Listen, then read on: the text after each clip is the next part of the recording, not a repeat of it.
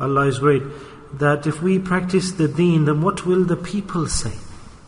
This is a very common excuse muttered by lots of people, that if I practice Allah's deen, then what will the people in the dunya say to me?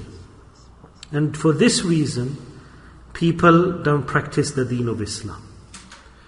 Now the deen that I'm presenting in your service, to practice on the deen, I'm not saying that you just pray salah, keep fast and do hajj and give zakah.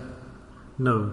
Wherever the order of the deen comes from Allah, that do amal totally on the deen, then the meaning of this deen in reality is that Nabi al-Kareem sallallahu alaihi wasallam's love him and obey him and have love for him. And this is the deen, and this is practicing the deen. Why? Because Nabi al-Kareem sallallahu alaihi wasallam, by leaving him, there is no deen. There is no way of life, and that is not defined as deen. Nabi al-Kareem sallallahu personal life, his lifestyle, his actions, because Rasoolullah was rahmah, mercy to the universe. He is the Jan, the life of the rahmah, mercy. He's given to the people of the world, and Rasoolullah is the wasila between us and Allah. He is the intermediary between us and Allah. Between us and Allah, Rasoolullah is the wasta. It is through his means that we will get what we need to do. And through Rasoolullah we recognize Allah, we recognize who Allah is, we recognize Allah Ta'ala's attributes, we believe in Allah, we accept the orders of Allah, and we recognize Jannah through Rasulullah, and to understand what is Jannah, to recognize that Nabi al-Kareem sallallahu alaihi wasallam's ittaba, to imitate him, to follow him. If the dunya is against this, the people in our family are against this, the people outside we know are against this, our own are against this, the stranger is against this, we have to take swears and mocking and rude gestures, and difficulties begin.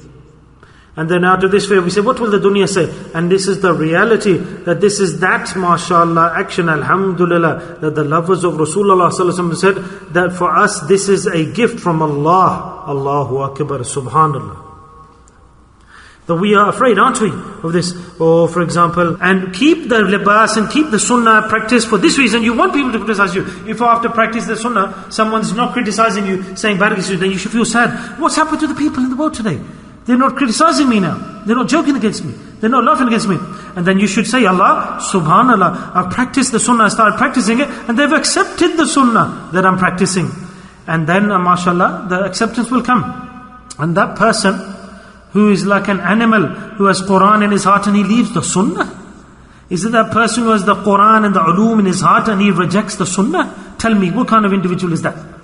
What status he got in the dunya, that kind of person? What is the value of Nabi al-Kareem sallallahu alaihi wasallam's deen? Is there any other value in this world?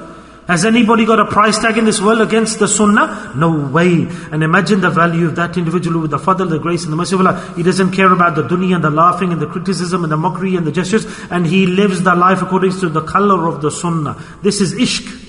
Doesn't have the hurt or the pain if you save it from the world. But when you practice the sunnah, and if you don't take the rocks and the stones and the mockery from the dunya, then not in this dunya, and even in the akhirah you won't do this ziyarah. If you don't take the darkness and the negativities from the dunya. Do you understand what I'm saying? So you have to give something to gain something. So to do amal on the sunnah of Rasulullah, to leave it from this fear, being scared, people will say this to me, or laugh at me, or be hard for me, my heart will be heavy in my heart, then that's it.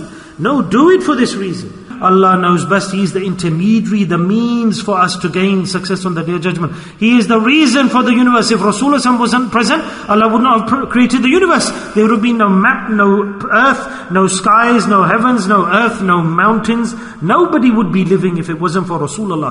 Isn't this the case? The cause and cream of creation. And due to him, to take a criticism in the dunya, imagine the value of that criticism that we will take. Greater than millions of ibadah is to take the flack when you're following the sunnah. And in such a place to do amal, where every moment there are rocks and boulders throwing you in the bus, taking the swears. You're in somebody's shop, swear words coming towards you. People laughing at you, going left. People laughing at you, going right. People laughing at you, swearing at you, joking against you. In the center, this occurs. In the Arndale Center was my shop, which I used to run. In the middle of that big center, And things used to occur. So without this, there's no enjoyment. There's no giving. No. I want to have good friendship with Rasulullah and I don't want to, nothing. And subhanAllah, the person's imamah should not come off, ever. That place, if we know we're going to get criticism or swears, we have to bear it, persevere. Otherwise there's no value of your salah, I tell you. Put the khutbah, put the fatwa on me if you want. There's no value of ibadah. The value of your ibadah will only come when you imitate the Prophet Muhammad sallallahu alaihi wasallam sunnah. All of your ibadah will be thrown here, there and everywhere. Your Qur'an, your ibadah will be thrown away to the side if you don't practice the deen upon the sunnah of Rasulullah. Rasulullah didn't say, Man habba sunnati faman ahabbani wa man ahabbani kana ma'iyya fil jannati. Allah's Nabi sallallahu alaihi wasallam is given a great maqam for his sunnah. For this reason, that when you do amal on my sunnah, then you will be so immersed, mashallah, in the deen, that the people of your family won't like you, the people outside won't like you, the people even do ibadah won't like you. They'll say you're mad, foolish, crazy. They'll say you're a donkey because you're practicing too much on the sunnah. Man ahabba sunnati. That's why Rasul gave a great reward, that don't fear, don't be scared. There's a great reward for this. The reward for this is so great that a person cannot imagine the reward he will get for practicing sunnah. Now look, what is the thawab of practicing the sunnah? For wearing the imamah, what is the thawab? For keeping the bed, what is the thawab? Rasulullah's lifestyle, to wear the attire, the dress code of Rasulullah, imagine the thawab. Whatever Rasulullah liked to like that, imagine because Allah hasn't said fard wajib hai. Allah has given the reward. There's no fard here, there's no wajib here, there's no sunnah here. What is the reward? Man ahabba sunnati. If you love my imamah, how much love? That when you see the imamah, you kiss it, embrace it, you put scent on it, fragrance on it, and you love it, and you purposely go in the company of those people who dislike this practice.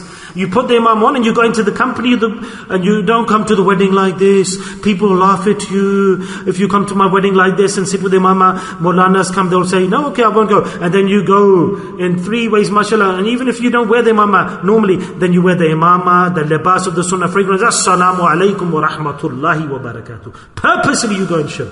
Will we do this? Will you have courage for this? You can't become an ashik without this. What is the reward? Man habba sunnati, said Rasulullah sallallahu alaihi wasallam.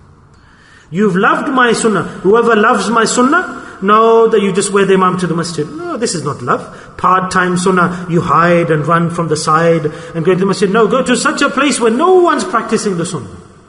Everyone is in different colors, in different attire, and you are in the color, the form, the appearance of the sunnah. And you revive and make alive the sunnah of Rasulullah. Isn't this a person who's alive then? And what's the reward? Man ahabba sunnati, faman ahabbani, said Rasulullah. That you have loved my sunnah, then I love you in turn, said Rasulullah. I love you in turn. To understand hellfire and araf and the conditions of the hellfire and conditions of the grave, all of this knowledge from alif to ya, A to Z, all of the deen of Islam, we received via the personality of Rasulullah sallallahu alaihi wasallam. So that he is the whole deen. His life is the whole deen. Nabi al-Kareem sallallahu alaihi wasallam's lifestyle himself, he is deen itself. And to obey the Prophet sallallahu alaihi wasallam and to imitate him is deen of Islam. And we'll have to accept this. The person who doesn't accept this, then he's not on the deen of Islam. So if Allah gives an order to do amal on the deen, then what order is Allah giving in reality?